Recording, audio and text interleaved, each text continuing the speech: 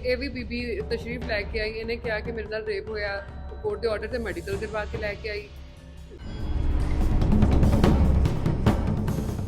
ਬੰਦੇ ਦੀ ਨਾ ਰਿਟਾਇਰਮੈਂਟ ਹੋਣੀ, ਇਹਦੀ ਪੈਨਸ਼ਨ ਆਣੀ ਆ, ਜਿਹਨੂੰ ਨਾਮ ਕਰਾਉਣ ਲਈ ਬੀਬੀ ਨੇ ਇਹ ਬੱਚਾ ਕਰਾਇਆ। अस्सलाम वालेकुम, मैं मौसम जट ते तुसी वेख रहे हो जुर्म कहानी। ਅੱਜ ਦੀ जुर्म कहानी ਦੇ ਵਿੱਚ फैसलाबाद हनी ट्रैप ਇੱਕ ਹੋਇਆ ਹੈ। ਉਹਦੇ ਵਿੱਚ ਖਾਤੂਨ ਨੇ PHA ਮੁਲਾਜ਼ਮ ਦੇ ਖਿਲਾਫ FIR ਦਰਜ ਕਰਵਾਈ। ਉਸ ਤੋਂ ਬਾਅਦ ਉਹਦੇ ਨਾਲ ਹੀ ਮੁਕਾ ਕੀਤਾ। ਸਫੀਆ ਬੀਬੀ ਹੈ ਜਿਨ੍ਹਾਂ ਨੇ 20/3/2026 ਨੂੰ ਥਾਣਾ ਵੂਮੈਨ ਦੇ ਵਿੱਚ ਇੱਕ FIR ਦਰਜ ਕਰਵਾਈ। ਜਿਹੜਾ ਮੁਲਜ਼ਮ ਮੁਹੰਮਦ ਸ਼ਫੀਕ ਦੇ ਨਾਮ ਕਿ ਇਹਨੇ ਸ਼ਫੀਕ ਨੇ ਮੇਰੇ ਨਾਲ ਜ਼ਿਆਦਤੀ ਕੀਤੀ ਆ, ਜਿਹਦੇ ਬਿਨਾਂ ਤੇ ਇਹਦੇ ਖਿਲਾਫ FIR ਦਰਜ ਕੀਤੀ ਜਾਵੇ ਔਰ ਮੈਨੂੰ ਇਨਸਾਫ ਦਿੱਤਾ ਜਾਵੇ। ਕੁਝ ਦਿਨ ਬਾਅਦ ਮੁਲਜ਼ਮ गिरफ्तार हो गया। गिरफ्तारी तो बाद खातून ने अदालत जाके ये बयान दे दिता कि मैं इनू माफ कर दिता, मेरा केस खत्म कर दिता जावे। लेकिन ਇਹਦੇ ਵਿੱਚ कहानी कुछ होर ਸੀਗੀ। ਇਹਦੇ ਕੋਲ पैसे लैके किंज ने कहानी बनाई। सारी कहानी ਅੱਜ ਅਸੀਂ ਥਾਣਾ ਵੂਮੈਨ ਦੇ ਵਿੱਚ ਪਹੁੰਚਾਂਗੇ ਔਰ SHO ਦੇ ਨਾਲ ਗੱਲਬਾਤ ਕਰਾਂਗੇ ਕਿੰਜ गिरफ्तार ਕੀਤਾ ਮੁਲਜ਼ਮਾਂ ਨੂੰ ਔਰ ਇਹਦੇ ਉੱਤੇ ਹੀ ਦੁਬਾਰਾ ਤੋਂ ਪਰਚਾ ਦੇ ਦਿੱਤਾ। हनी ट्रैप का एक होर केस सामने आया है। जिहड़ी बीबी ने कहा कि मेरे नाल पहले ज्यादती हुई आ, उस तो बाद उन्हें उस बंदे दे नाल मुका करके केस वापस ले लिया।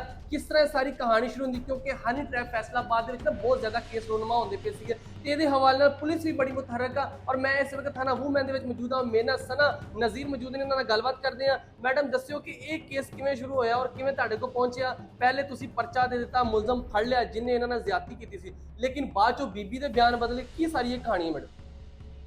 ਫੈਸਲਾਬਾਦ ਦੇ ਵਿੱਚ ਜਿੱਦਾਂ ਪਹਿਲੇ ਗੈਂਗ ਵਰਕ ਕਰ ਰਹੇ ਸੀ ਕਿ ਕੋਰਟ ਦੇ ਆਰਡਰ ਤੇ ਉਹਨਾਂ ਨੇ ਮੈਡੀਕਲ ਕਰਾਣਾ ਤੇ ਫਿਰ ਪੁਲਿਸ ਨੂੰ ਬਲੈਕਮੇਲ ਕਰਨਾ, ਉਹਨਾਂ ਨੂੰ ਕਹਿਣਾ ਕਿ ਸਾਡਾ ਮੁਕੱਦਮਾ ਦਰਜ ਕਰੋ। ਉਦਾਂ ਹੀ ਇਹ ਵੀ ਬੀਬੀ ਤਸ਼ਰੀਫ ਲੈ ਕੇ ਆਈ। ਇਹਨੇ ਕਿਹਾ ਕਿ ਮੇਰੇ ਨਾਲ ਰੇਪ ਹੋਇਆ, ਕੋਰਟ ਦੇ ਆਰਡਰ ਤੇ ਮੈਡੀਕਲ ਕਰਵਾ ਕੇ ਲੈ ਕੇ ਆਈ। ਸਾਡੀ ਮਜਬੂਰੀ ਬਣ ਗਈ ਕਿ ਹੁਣ ਤਾਂ ਬੱਚਾ ਦੇਣਾ ਹੀ ਪੈਣਾ ਹੈ ਕਿ ਮੈਡੀਕਲ ਸਬਮਿਟ ਕਰਾਉਣਾ ਹੈ PFS ਦੇ ਵਿੱਚ ਦਿਸ ਐਂਡ ਦੈਟ।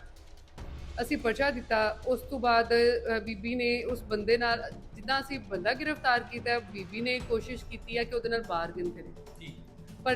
ਪਰਚੇ ਦੇ ਰਜਿਸਟਰ ਹੋਣ ਤੋਂ ਪਹਿਲੇ ਉਹਦੇ ਨਾਲ ਬਾਰਗੇਨ ਸਟਾਰਟ ਹੋ ਗਈ ਕਿ ਇੰਨੇ ਪੈਸੇ ਮੈਂ ਲੈਣੇ ਆ। ਜਦੋਂ ਸਾਨੂੰ ਪਤਾ ਲੱਗਾ ਅਸੀਂ ਫੌਰਨ FIR ਰਜਿਸਟਰ ਕੀਤੀ। ਬੰਦੇ ਦੇ ਕੋਲੋਂ ਬੰਦੇ ਨੂੰ ਪੇਸ਼ ਅਦਾਲਤ ਕੀਤਾ। ਉੱਥੇ ਜਾ ਕੇ ਬੀਬੀ ਨੇ 6 ਦਿਨ ਦੇ ਰਿਮਾਂਡ ਤੋਂ ਬਾਅਦ ਉਹਦੇ ਨਾਲ ਪ੍ਰੋਪਰ ਬਾਰਗੇਨ ਕਰਕੇ ਉਹਦੇ ਹੱਕ ਦੇ ਵਿੱਚ ਦੇ ਦਿੱਤਾ ਬਿਆਨ। ਇਸ ਬਾਰਗੇਨ ਦਾ ਸਾਰਾ ਇੰਪਲੀਮੈਂਟੇਸ਼ਨ ਜਿਹੜੀ ਹੋਣੀ ਸੀ ਉਹ ਬਿਆਨ ਤੋਂ ਬਾਅਦ ਹੋਣੀ ਸੀ। ਮੈਡਮ ਮੈਨੂੰ ਥੋੜਾ ਜਿਹਾ ਜ਼ਰਾ ਤੁਸੀਂ ਦੱਸੋ ਸ਼ੁਰੂ ਥੋੜਾ ਜਿਹਾ ਗੱਲ ਮੈਂ ਇਹ ਪੁੱਛਣਾ ਚਾਹੁੰਦਾ ਵਾਂ ਕਿ ਇਹ ਜਿਹੜੀ ਬੀਬੀ ਆ ਇਹਨੇ ਕਹਾਣੀ ਬਣਾਈ ਕਿਸ ਤਰ੍ਹਾਂ? ਜਿਹੜੀ ਪੂਰੀ ਕਹਾਣੀ ਬਣਾਈ ਹੈਗੀ ਆ, ਅਗਰ ਇਹਦੇ ਨਾਲ ਵਕੂਆ ਸਹੀ ਸੀਗਾ ਤਾਂ ਫਿਰ ਇਹਨੇ ਛੱਡਿਆ ਕਿਉਂ? ਪਹਿਲੀ ਗੱਲ ਤੇ ਦੂਸਰਾ ਹੈ ਕਿ ਇਹਨੇ ਪੂਰੀ ਸਾਰੀ ਕਹਾਣੀ ਬਣਾਈ ਕਿਸ ਤਰ੍ਹਾਂ ਹੈਗੀ ਹੈ? ਬੀਬੀ ਇੱਕ ਬਿਜ਼ਨਸ ਵੂਮਨ ਆ। ਇਹਦਾ ਕਾਰੋਬਾਰ ਆ ਸਾਊਂਡ ਸਿਸਟਮ ਐਂਡ ਡੈਕੋਰੇਸ਼ਨ ਦਾ। ਇਸ ਕਾਰੋਬਾਰ ਦੇ ਵਿੱਚ ਇਹ ਜਿਹੜਾ ਮੁਲਜ਼ਮ ਆ ਇਹਦੀ ਪੂਰੀ ਮਦਦਗਾਰ ਆ।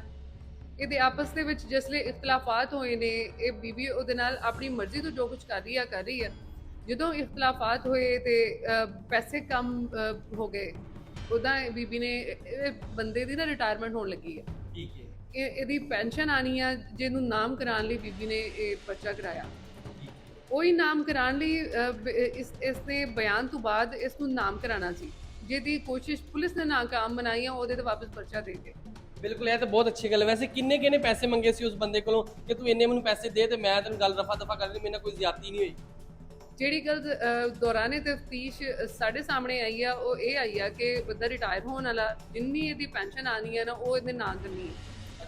ਉਹ ਨਾ ਕਰਨੀ। ਇਹ ਬੀਬੀ ਕਿੱਥੇ ਦੀ ਰਹਿਣ ਵਾਲੀ ਸੀ? ਫੈਸਲਾਬਾਦ ਦੀ ਰਹਿਣ ਵਾਲੀ ਸੀ ਜਾਂ ਪੂਰਾ ਗਰੁੱਪ ਆ ਜਾਂ ਇੱਕ ਇਕੱਲੀ ਖਾਤੂਨ ਹੈਗੀ ਹੈ? ਬੀਬੀ ਫੈਸਲਾਬਾਦ ਦੀ ਰਹਿਣ ਵਾਲੀ ਹੈ ਤੇ ਪ੍ਰੋਪਰਲੀ ਇਹਦੇ ਜਿਹੜੇ ਬੱਚੇ ਆ ਇਹਦੇ ਨਾਲ ਇਨਵੋਲਵ ਆ।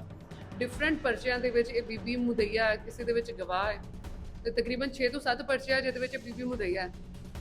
ਮਤਲਬ ਅਸੀਂ ਕਹਿ ਸਕਦੇ ਹਾਂ ਕਿ ਪੂਰਾ ਗਰੁੱਪ ਆ ਜਿਹੜਾ ਪਹਿਲੇ ਵੀ ਇਸ ਤਰ੍ਹਾਂ ਦੇ ਹਨੀ ਟ੍ਰੈਪ ਕਰਦਾ ਸੀਗਾ, ਲੋਕਾਂ ਨੂੰ ਮਤਲਬ ਲਿਆ ਕੇ ਉਹਨਾਂ ਕੋਲ ਪੈਸੇ ਲੈ ਕੇ ਕੇਸ ਖਤਮ ਕਰ ਦਿੰਦੇ ਸੀ। ਐਗਜ਼ੈਕਟਲੀ ਇਸੀ ਤਰ੍ਹਾਂ ਦੇ ਇਹਨਾਂ ਦੇ ਬਹੁਤ ਸਾਰੀ 15 ਕਰਕੇ ਇਹਨਾਂ ਨੇ ਕੇਸ ਨਿਬੇੜੇ ਆ। ਉਸ ਤੋਂ ਬਾਅਦ ਇਹਨਾਂ ਨੇ ਬਹੁਤ ਸਾਰੇ ਪਰਚੇ ਕਰਕੇ ਉਹਨਾਂ ਨੂੰ ਬਲੈਕਮੇਲ ਕਰਕੇ ਮਾਮਲਾ ਹੱਲ ਕੀਤੇ ਆ। ਤੇ ਹੁਣ ਮੈਮ ਇਹਨਾਂ ਦਾ ਕਿੱਥੇ ਤੱਕ ਕੇਸ ਪਹੁੰਚ ਗਿਆ ਹੁਣ? ਤੁਸੀਂ ਕਿਉਂਕਿ ਇਹਦੇ ਬੀਬੀ ਜਿਹੜੀ ਖਤੂਨ ਸੀ ਇਹ ਤੇ ਵੀ ਪਰਚਾ ਦੇ ਦਿੱਤਾ ਵਾ, ਹੁਣ ਇਹ ਕਿੱਥੇ ਤੱਕ ਕਹਾਣੀ? ਕਿਉਂਕਿ ਫੈਸਲਾਬਾਦ ਸ਼ੁਕਰ ਹੈ ਚਲੋ ਇਹ ਵੀ ਇੱਕ ਗਰੁੱਪ ਜਿਹੜਾ ਸੀਗਾ ਇਹ ਫੜਿਆ ਗਿਆ ਵਾ, ਹੁਣ ਹੋਰ ਕੋਈ ਨਾ ਉੱਠ ਪਵੇ ਇਸ ਤੋਂ ਬਾਅਦ। ਇਸ ਬੀਬੀ ਦਾ ਰਿਕਾਰਡ ਬਣਾਤਾ ਕਿ ਬੀਬੀ ਹਨੀ ਟਰੈਪ ਦੇ ਮੁਕੱਦਮਾਤ ਕਰਾਉਂਦੀ ਹੈ। ਇਸ ਦਾ ਰਿਕਾਰਡ ਸਾਰੀ ਜ਼ਿੰਦਗੀ ਲਈ ਇਹਦੇ ਵਾਸਤੇ ਇੱਕ ਦੱਬਾ ਹੈ ਕਿ ਸਾਰੀ ਜ਼ਿੰਦਗੀ ਕਿਸੇ ਜਗ੍ਹਾ ਤੇ ਵੀ ਪੁਲਿਸ ਦੇ ਵਿੱਚ ਕਿਸੇ ਨੂੰ ਹਨੀ ਟਰੈਪ ਕਰਕੇ ਕੇਸ ਕਰਾਉਣ ਦੀ ਕੋਸ਼ਿਸ਼ ਕਰੇਗੀ ਤੇ ਪੁਲਿਸ ਨੂੰ ਪਤਾ ਹੋਏਗਾ ਕਿ ਬੀਬੀ ਰਿਕਾਰਡਡ ਹੈ। ਬਹੁਤ ਸ਼ੁਕਰੀਆ। ਲੋ ਜਨਾਬ, ਤੁਸੀਂ ਵੇਖਿਆ ਕਿ ਇਹ ਜਿਹੜੀ ਖਾਤੂਨ ਸੀ ਫੈਸਲਾਬਾਦ ਦੀ ਰਹਿਣ ਵਾਲੀ ਸੀ ਔਰ ਮੁxtਲਿਫ ਲੋਕਾਂ ਨੂੰ ਪਹਿਲੇ ਵੀ ਇਹਨੇ ਇਸ ਤਰ੍ਹਾਂ ਜਾਲ ਦੇ ਵਿੱਚ ਫਸਾ ਕੇ ਉਹਨਾਂ ਕੋਲ ਪੈਸੇ ਲੈ ਕੇ ਸੁਲ੍ਹਾ ਕਰਕੇ ਸਾਰਾ ਕੇਸ ਖਤਮ ਕਰ ਦਿੰਦੀ। ਇਸ ਤਰ੍ਹਾਂ ਹੀ ਜਿਹੜਾ ਇੱਕ ਸਟੋਰੀ ਸੀਗੀ, ਇਹ ਸਾਰੀ ਕਹਾਣੀ ਸੀਗੀ ਇੱਕ ਬੰਦੇ ਨਾਲ ਜਨਾਬ ਪਹਿਲੇ ਆਪ ਮਿਲਦੀ ਰਹੀ, ਗੱਲਬਾਤ ਹੁੰਦੀ ਰਹੀ, ਜੋ ਵੀ ਮਾਮਲਾ ਸੀਗਾ। ਉਸ ਤੋਂ ਬਾਅਦ ਜਦੋਂ ਪੈਸੇ ਨੂੰ ਪਤਾ ਲੱਗਾ ਕਿ ਇਹਦੀ ਪੈਨਸ਼ਨ ਆਣੀ ਹੈ, ਢੇਰ ਸਾਰੇ ਪੈਸੇ ਆਣੇ ਆ, ਸਾਰੇ ਪੈਸੇ ਆਪਣੇ ਨਾਮ ਕਰਾਉਣ ਦੀ ਖਾਤਰ ਝੂਠਾ ਮੁਕੱਦਮਾ ਦਰਜ ਕਰਾਇਆ। ਮੁਕੱਦਮਾ ਦਰਜ ਕਰਾ ਕੇ ਫਿਰ ਸੁਲ੍ਹਾ ਵੀ ਕਰ ਲਈ। ਜਦੋਂ ਸੁਲ੍ਹਾ ਕੀਤੀ ਫਿਰ ਤੁਹਾਨੂੰ ਪਤਾ ਫੈਸਲਾਬਾਦ ਦੀ ਜਿਹੜੀ ਪੁਲਿਸ ਆ ਉਹ ਵੀ ਬੜੀ ਮੁਤਹਰਕ ਆ। ਜਿਸ ਤਰ੍ਹਾਂ ਐਸਐਚਓ ਵੂਮੈਨ ਸਨਾ ਨਜ਼ੀਰ ਲੱਗੀ ਔਰ ਇਹਨਾਂ ਨੇ ਫੌਰੀ ਕਾਰਵਾਈ ਕਰਦੇ ਉਸ ਬੀਬੀ ਨੂੰ ਗ੍ਰਿਫਤਾਰ ਕਰਕੇ ਉੱਤੇ ਪਰਚਾ ਦਿੱਤਾ ਤਾਂ ਕਿ ਦੁਬਾਰਾ ਤੋਂ ਕਿਸੇ ਹੋਰ ਬੰਦੇ ਨਾਲ, ਕਿਸੇ ਹੋਰ ਮਾਸੂਮ ਸ਼ਹਿਰੀ ਨਾਲ ਇਸ ਤਰ੍ਹਾਂ ਦਾ ਫਰਾਡ ਨਾ ਕਰ ਸਕਣ।